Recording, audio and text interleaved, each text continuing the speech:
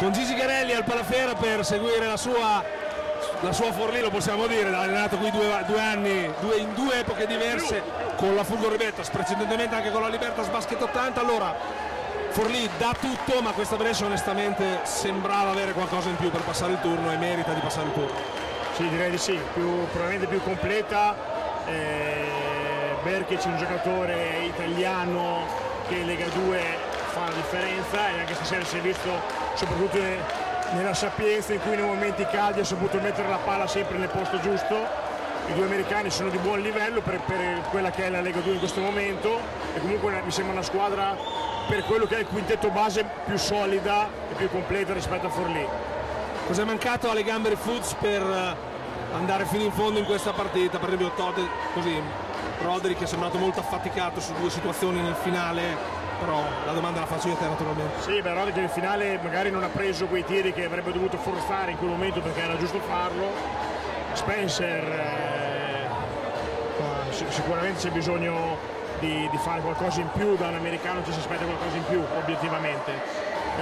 Gli altri mi sembra che abbiano fatto il loro con degli alti e bassi, però giocatori magari con un grandissimo talento che però hanno messo il cuore in campo. Difensivamente la zone press e anche la zona ha messo Brescia in difficoltà, direi che dal meno 9 sono risaliti pari, con una serie di palle perse, alcune anche abbastanza imbarazzanti da parte di Brescia, però poi per vincerlo occorreva magari quel po' in più di talento e avere un'alternativa a Roderick per inventare qualche tiro difficile fuori ritmo. Gigi Garelli ha piazzato quest'anno Castelletto di Cino in Lega 2 Silver, non è però sicuro che resti in riva al Lago Maggiore. Allora il tormentone riprende, siamo a disposizione, il telefono è acceso anche per Forlì eventualmente.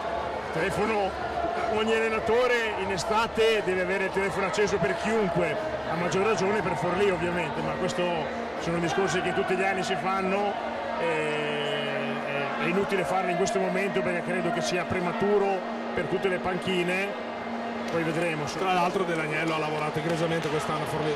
Molto bene, in situazioni anche magari non ottimali, perché ovviamente quando è partito Todic mancava un giocatore di spessore, e ripeto, probabilmente Spencer